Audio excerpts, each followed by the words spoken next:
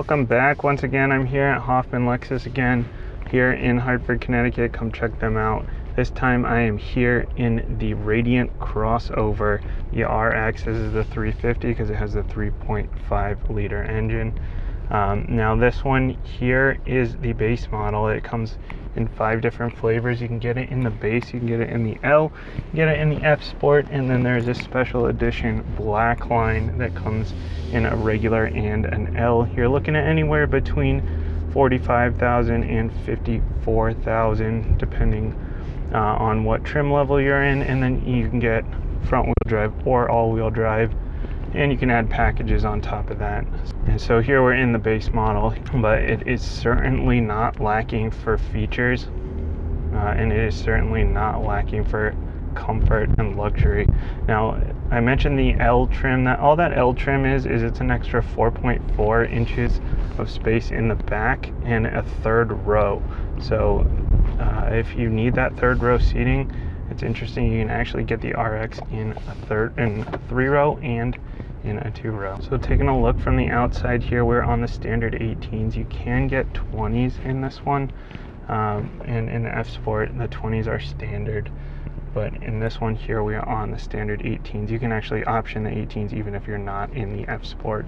No moonroof in this one, in this base model. Coming up to the front, we've got LED standard across the board, as you'd expect, again with a luxury type brand. That immediately recognizable front grille here from Lexus. Nice classy look to it. Pop in the hood, we've got the 6-cylinder. Again, that's the 3.5 liter 6-cylinder because it is the 350. This thing weighs right around 4,200 pounds to 44 depending on front wheel drive or all wheel drive. Get up to 46 if you're in the L with the all-wheel drive. Fuel economy 20 city, 27 highway, drops down by 1 with the all-wheel drive, so 19 and 26 in the all-wheel drive versions. Coming around to the back here, 16 cubic feet of space with the seats up, 32 with them down. That is only in the 2 row. The 3 row has a little bit less space in the back because it has that 3rd row seating, obviously. Let's jump into the back seats real quick. Back here in the back seats, we've got these new look seats. Again, these are nice, really comfortable. Would not have any problem being back here for an extended period of time. We don't have the heated seats back here. That would be pretty nice.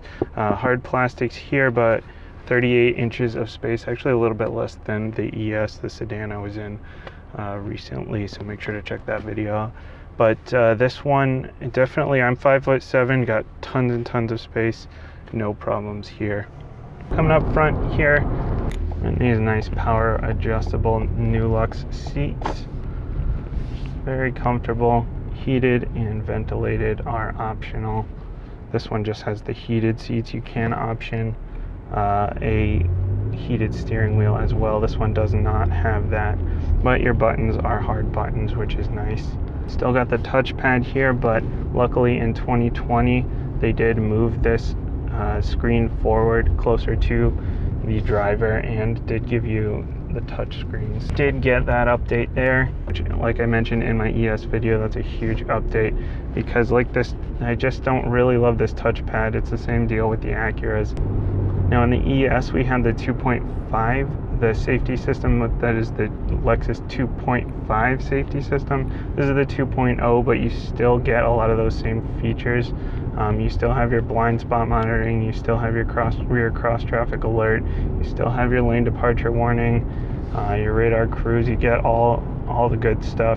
It's just not the updated system that you get in the ES. Now through this infotainment we do have Apple CarPlay, Android Auto, Amazon Alexa, all standard, and those will go through a 9-speaker audio system. You can also get a 12-speaker system or the 15-speaker Lenvinson system if you want the premium audio, the top tier. And you also have optional wireless charging across the board. And we've got our modes here: Eco, Normal, and Sport. Like the ES, there is an F Sport trim level, and in that F Sport trim level you do get the sportier suspension, aptly named.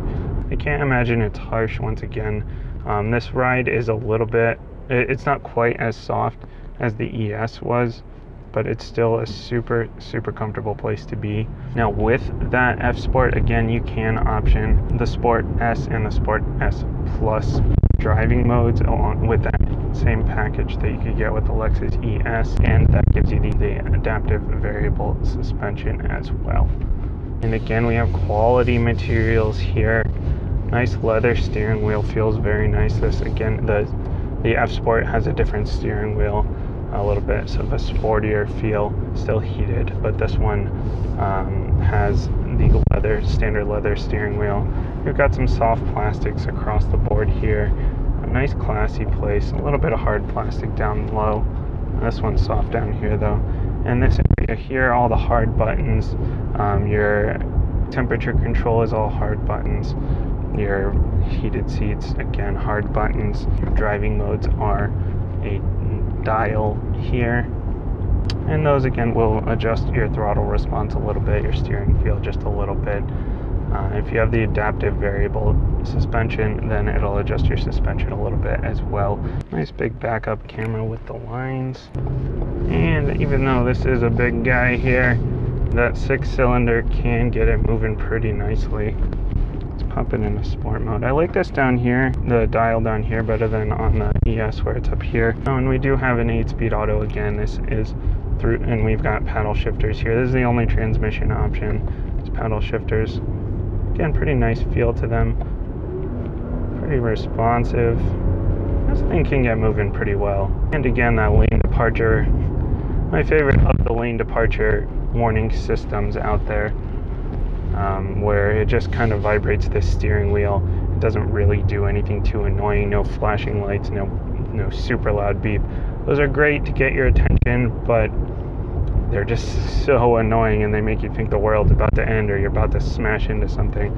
And it's really just, you're just coming over the line a little bit. Maybe you're merging onto the highway too slowly or something. That was an issue I had in the G70. Or it actually tried to shove me back into the lane. There you have it. Toyota reliability. Plenty of space in this nice big SUV, but it still can get itself moving pretty nicely. And you've got the Lexus comfort, the Lexus luxury feel here, which is really high up there, you know, in the pursuit of luxury. Lexus is definitely up there at the top. So there you have it. That's the 2022 Lexus RX 350. Thanks again to Hoffman Lexus here in East Hartford, Connecticut. Come check them out for sure. And if you have a car for me, Jason at manual-cars.com. Again, doesn't need to be a manual. This one's got the paddles. Thanks again for watching, and I'll see you next time.